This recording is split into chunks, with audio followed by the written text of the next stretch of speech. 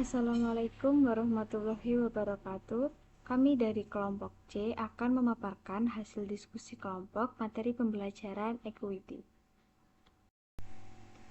Sebelum memaparkan hasil diskusi kelompok kami, izinkan kami memperkenalkan diri. Yang pertama yaitu saya sendiri, Eliza Dwirinata dengan NPM akhir 192. Yang kedua ada Karisa Firda Agustin dengan NPM akhir 021. Yang ketiga ada Dewi Azila Tunaila dengan NPM akhir 022.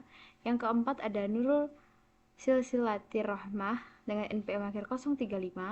Lalu yang kelima ada Rohma Agustina dengan NPM akhir 136. Lalu ada yang keenam ada Evi Diah Puspitasari dengan NPM akhir 214. Yang ketujuh ada Mailani Amelia Putri dengan NPM akhir 275. Lalu yang terakhir ada Wafa Aisyah Yusria Farjana dengan NPM akhir 318. Saya di sini akan menjelaskan mengenai materi yang pertama yaitu bentuk perusahaan. Bentuk pertama organisasi bisnis ada tiga, yaitu yang pertama perusahaan perseorangan, yang kedua perusahaan persekutuan, dan yang ketiga perusahaan korporasi atau perseroan. Korporasi sejauh ini merupakan pemimpin dalam hal jumlah aset pendidikan, barang yang diproduksi, serta jumlah orang yang dikerjakan. Nah, meskipun bentuk korporasi memiliki sejumlah kelebihan dan juga kekurangan, dibandingkan dua bentuk lainnya, manfaat utamanya adalah kemudahannya dalam menarik dan akumulasi modal dalam besar.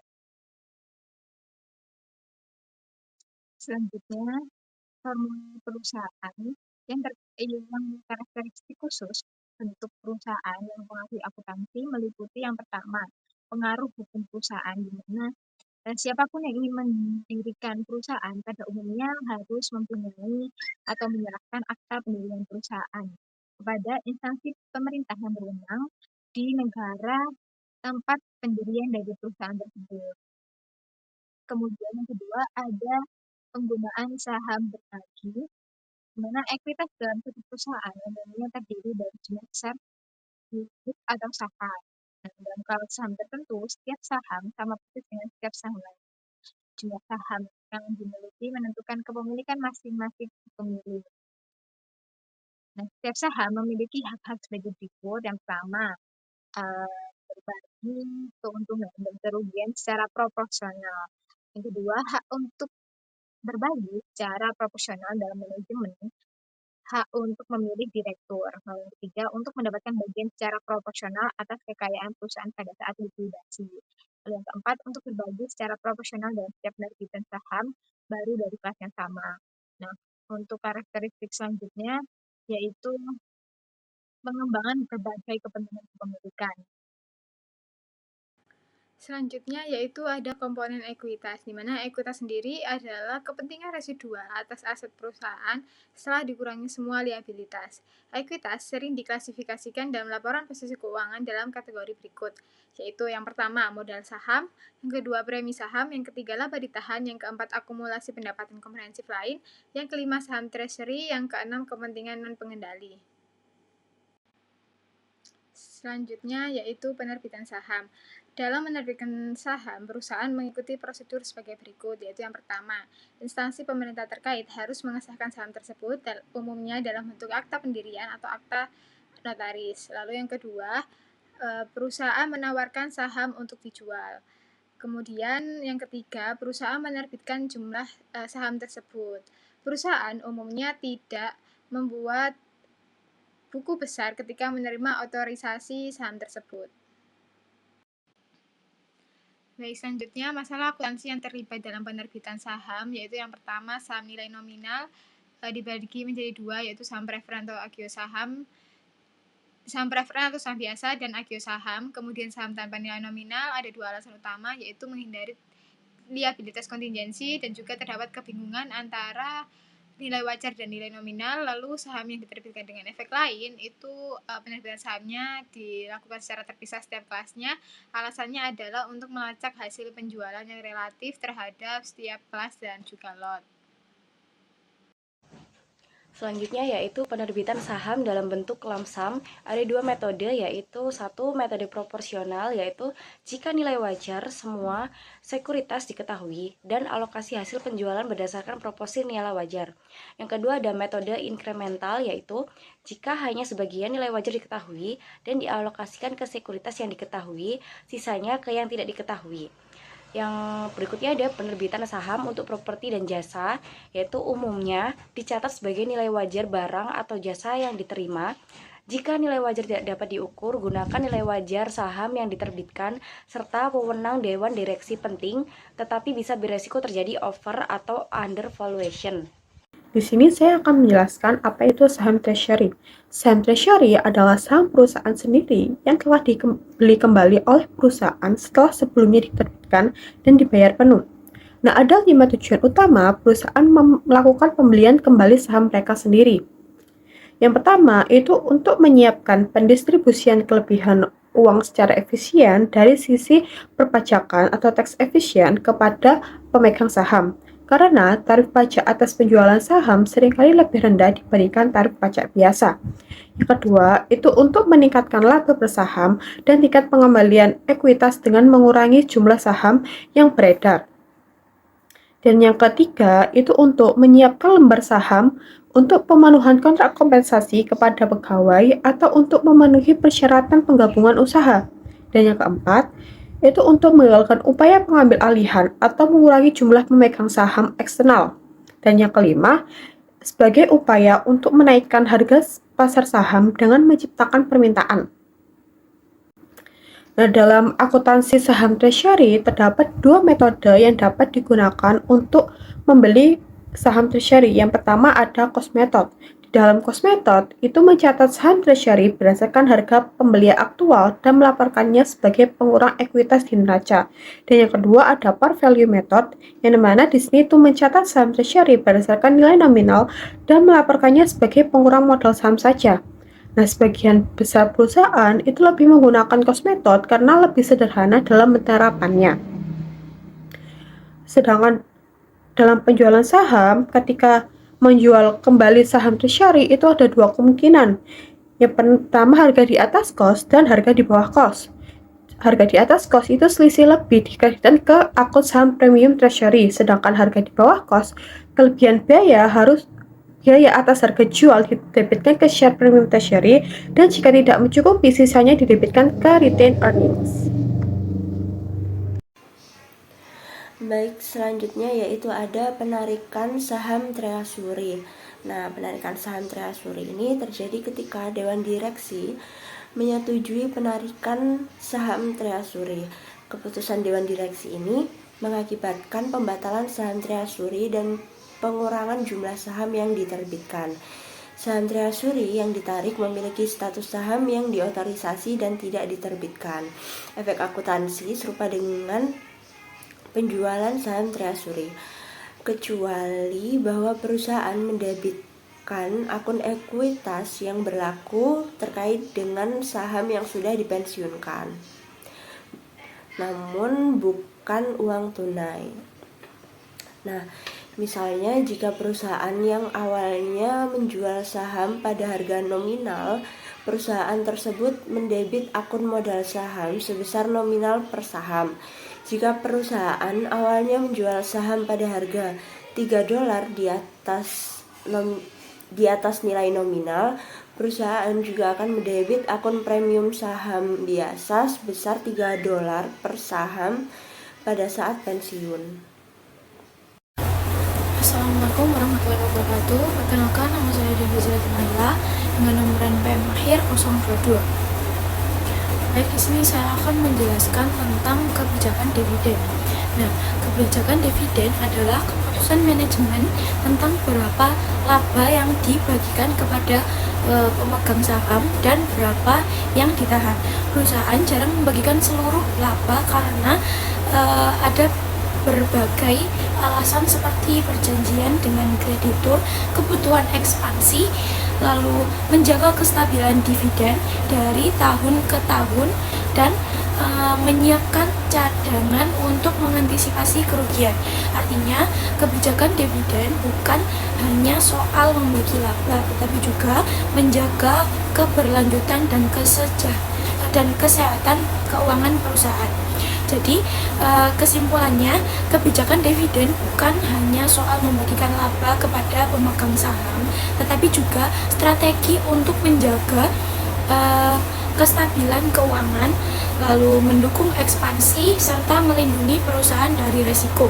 Nah, dengan demikian, kebijakan dividen harus menyeimbangkan kepentingan investor dengan keberlanjutan perusahaan. Baik, untuk materi selanjutnya yaitu kondisi keuangan dan distribusi dividen. Nah, pada materi ini menjelaskan bahwa dalam membagikan dividen, perusahaan tidak cukup hanya melihat laba atau legislatif akuntansi, tetapi juga harus memperhatikan kondisi keuangan secara keseluruhan, khususnya pada likuiditas. Nah, pada contoh yang pertama yaitu 15.8 itu meskipun laporan posisi keuangan menunjukkan laba ditahan sebesar 100.000 euro, nah, perusahaan tidak memiliki kas karena semua aset berupa aset tetap. Artinya untuk membayar dividen perusahaan harus menjual aset atau perutang yang tentu menyulitkan. Lalu untuk contoh yang kedua yaitu 15.9 itu perusahaan memiliki kas tapi jumlahnya minim dan sebagian besar diperlukan untuk membayar kewajiban jangka pendek serta kebutuhan operasional seperti gaji dan biaya harian. Nah, kondisi ini itu menunjukkan bahwa meskipun kasnya ada, perusahaan tetap tidak bisa leluasa membayar dividen karena kebutuhan likuiditas lebih mendesak. Jadi, kesimpulannya adalah sebelum mengumumkan pembagian dividen, manajemen harus memperhitungkan ketersediaan dana tunai yang cukup, bukan hanya melihat laba dalam laporan keuangan. Nah, hal ini sangat penting agar perusahaan tidak mengganggu kelancaran operasional dan mampu memenuhi kewajiban jangka pendeknya. Dengan kata lain, yaitu laba yang besar tidak selalu berarti dividen bisa segera dibagikan jika kondisi likuiditasnya tidak mendukung. Nah, untuk selanjutnya yaitu ada jenis-jenis dividen. Nah, jenis-jenis dividen itu ada 4. Yang pertama yaitu dividen tunai, lalu yang kedua dividen properti, dan yang ketiga dividen likuiditas, dan yang terakhir yaitu membagikan dividen. Baik, di sini saya akan menjelaskan tentang dividen tunai itu apa. Nah, dividen tunai adalah pembagian laba kepada pemegang saham dalam bentuk kas dan langsung menjadi kewajiban perusahaan sejak diumumkan. Nah, pembayaran dividen harus melalui 3 tahap utama, yaitu tanggal deklarasi, tanggal pencatatan, dan tanggal pembayaran. Namun, tidak semua perusahaan rutin membayar dividen karena sebagian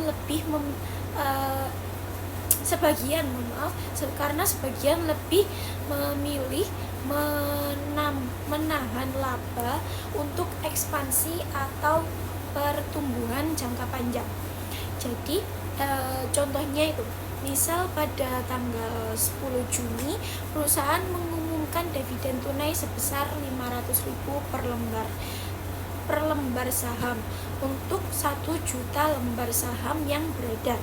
Maka total dividen yang harus dibayar adalah 500 juta.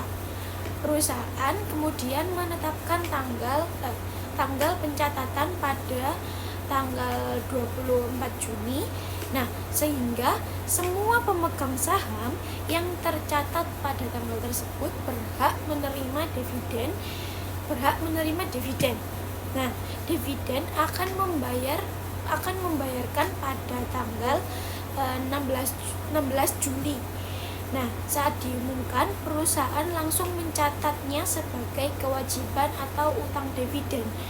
Nah, atau utang dividen sampai benar-benar dibayar. Jadi kesimpulannya adalah dividen tunai merupakan bentuk pembagian laba yang paling umum, tetapi juga menimbulkan kewajiban bagi perusahaan sejak diumumkan. Nah, manajemen perlu mempertimbangkan kondisi likuiditas dan kebutuhan dana operasional sebelum memutuskan membayar dividen Nah, setiap perusahaan itu memiliki kebijakan yang berbeda-beda. Ada yang rutin membayar dividen untuk menjaga kepercayaan investor, dan ada juga yang memilih menahan laba untuk pertumbuhan jangka panjang. Baik, selanjutnya akan dilanjutkan oleh rekan saya. Selanjutnya yaitu dividen properti. Dividen properti atau dividen dalam bentuk barang merupakan dividen yang dibayarkan dalam aset perusahaan selain kas. Nah, di sini tuh dividen properti itu dapat berupa barang dagangan, real estate, investasi, atau bentuk apapun yang ditetapkan oleh dewan direksi. Dan ketika mendeklarasikan dividen properti, perusahaan itu harus mengukur kembali properti yang akan didistribusikan pada nilai wajar dengan mengakui keuntungan atau kerugian sebagai selisih antara nilai wajar properti dan nilai tercatatnya pada tanggal deklarasi. Nah, kemudian perusahaan itu dapat mencatat dividen yang diumumkan sebagai debit pada laba ditahan atau dividen properti yang dideklarasikan dan kredit pada dividen properti yang harus dibayar sebesar nilai wajar properti yang didistribusikan. Nah, setelah dividen itu didistribusikan, perusahaan itu mendebit dividen properti yang harus dibayar dan mengkredit akun yang berisi aset yang didistribusikan. Dan dividen yang tidak didasarkan pada pendapatan itu mengurangi jumlah yang dibayarkan oleh pemegang saham. Nah, dalam hal itu dividen tersebut merupakan dividen likuidasi. Dan perusahaan di industri ekstraktif dapat membayar dividen yang setara dengan total akumulasi pendapatan dan deflasi. Nah, porsi dividen ini tuh melebihi akumulasi pendapatan merupakan pengembalian sebagian investasi pemegang saham. Dividen saham dan pemecahan saham. Di sini ada 3. Yang pertama itu dividen saham, yang kedua ada pembagian saham, dan yang ketiga ada pemecahan saham dan dividen saham yang dibedakan. Yang pertama tadi yaitu dividen saham. Nah, dividen saham itu adalah penerbitan saham oleh perusahaan kepada para pemegang sahamnya secara prorata tanpa imbalan apapun. Dalam pencatatan dividen saham, beberapa pihak itu berpendapat bahwa perusahaan harus mentransfer nilai nominal saham yang diterbitkan sebagai dividen dari laba ditahan ke modal saham. Di sini tuh ada 2 poin yang perlu diperhatikan. Yang pertama itu yaitu nilai nominal. Nah, di situ yang diperhatikan nilai nominal dan bukan nilai wajar yang digunakan untuk mencatat dividen saham. Yang kedua yaitu dividen saham. Nah, di sini tuh dividen saham itu tidak mempengaruhi aset atau liabilitas apapun. Nah, entry ini tuh hanya mencerminkan reklasifikasi ekuitas. Dan di sini tuh tidak peduli berapapun nilai wajar pada saat dividen saham, setiap pemegang saham itu harus mempertahankan kepentingan proporsional yang sama dalam perusahaan. Ada beberapa undang-undang itu dan aturan bursa yang berlaku itu secara khusus melarang penerbitan dividen saham atas saham treasury. Lalu yang kedua, pembagian saham. Nah, di sini pembagian saham itu kebanyakan manajemen perusahaan itu percaya bahwa hubungan masyarakat yang lebih baik bergantung pada kepemilikan saham perusahaan. Nah, oleh karena itu perusahaan itu menargetkan harga pasar yang cukup rendah untuk berada dalam jangkauan mayoritas calon investor untuk mengurangi harga pasar setiap saham. Yang ketiga yaitu pemecahan saham dan dividen saham yang dibedakan. Nah, yang dimaksud di sini tuh dari sudut pandang hukum, pemecahan saham itu berbeda dengan dividen saham. Nah, hal ini tuh dikarenakan pemecahan saham meningkatkan jumlah saham yang beredar dan menurunkan nilai nominal atau nilai yang dinyatakan per saham. Nah, meskipun dividen saham meningkatkan jumlah saham yang beredar, tetapi itu hal tersebut tidak menurunkan nilai nominal. Kesimpulannya, nilai total nominal itu merupakan total saham yang beredar meningkat. Nah, di sini tuh sebuah perusahaan juga dapat menggunakan dividen saham seperti pemecahan saham untuk meningkatkan daya jual saham, meskipun daya jual saham itu seringkali menjadi pertimbangan sekunder. Artinya, dividen saham itu memiliki efek yang sama pada harga pasar sebagai pembagian saham. Namun seperti yang tadi saya jelaskan sebelumnya, dividen saham itu tidak mengubah nilai nominal nilai per saham. Ini adalah penyajian dan analisis ekuitas pemegang saham. Pada slide ini terdapat contoh laporan perubahan ekuitas dari BASF Group. Berikut adalah contohnya. Berikutnya analisis. Yang pertama, pengembalian ekuitas saham biasa. Pengembalian atas ekuitas saham biasa atau imbal hasil atas ekuitas mengukur profitabilitas dari sudut pandang pemegang saham biasa. Berikut ini adalah contohnya. Gerbers Inc. memiliki laba bersih sebesar $360.000, mendeklarasikan dan membayarkan dividen preferen sebesar $54.000, dan rata-rata ekuitas pemegang saham biasa sebesar $2.550.000 sama dengan return on ordinary share equity sama dengan net income dikurangi preference dividends dibagi average ordinary shareholder equity sama dengan $360.000 dikurangi $54.000 dibagi $2.550.000 sama dengan 12%. Rasio ini menunjukkan berapa banyak dolar dari laba bersih perusahaan yang diperoleh untuk setiap dolar yang diinvestasikan oleh pemilik. Kedua adalah rasio pembayaran. Rasio pembayaran adalah rasio dividen tunai terhadap laba bersih. Jika saham preferen beredar, rasio ini sama dengan dividen tunai yang dibayarkan kepada pemegang saham biasa, dibagi dengan laba bersih yang tersedia bagi pemegang saham biasa. Berikut ini adalah contohnya. Troico memiliki dividen tunai sebesar €100.000 dan laba bersih sebesar €500.000 dan tidak ada saham preferen yang beredar. Rasio pembayaran dihitung seperti berikut. Payout ratio sama dengan cash dividend dibagi net income dikurangi preference dividend sama dengan €100.000 dibagi dengan €500.000 sama dengan 20%. Berikutnya yang ketiga adalah nilai buku per saham. Nilai buku per saham adalah jumlah yang akan diterima setiap saham jika perusahaan dilikuidasi berdasarkan jumlah yang dilaporkan dalam laporan posisi keuangan. Nilai buku per saham sama dengan ekuitas pemegang saham biasa dibagi dengan jumlah saham biasa yang beredar. Berikut ini adalah contohnya. Genco ekuitas pemegang saham biasa adalah $1 juta Hong Kong dan memiliki 100.000 lembar saham biasa yang beredar. Nilai buku per sahamnya dihitung seperti berikut. Book value per share sama dengan ordinary shareholder equity dibagi outstanding share sama dengan $1 juta Hong Kong dibagi 100.000 lembar saham biasa yang beredar sama dengan $10 Hong Kong per share. $10 Hong Kong per share ini adalah jumlah saham yang diterima setiap saham jika perusahaan dilikuidasi berdasarkan jumlah yang dilaporkan dalam laporan posisi keuangan.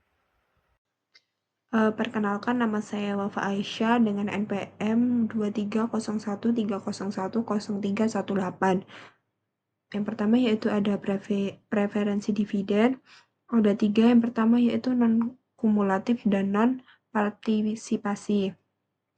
Yaitu jika dividen tidak dibayarkan pada 1 tahun, pemegang saham tidak akan menerima dividen tersebut di tahun berikutnya. Yang kedua ada kumulatif.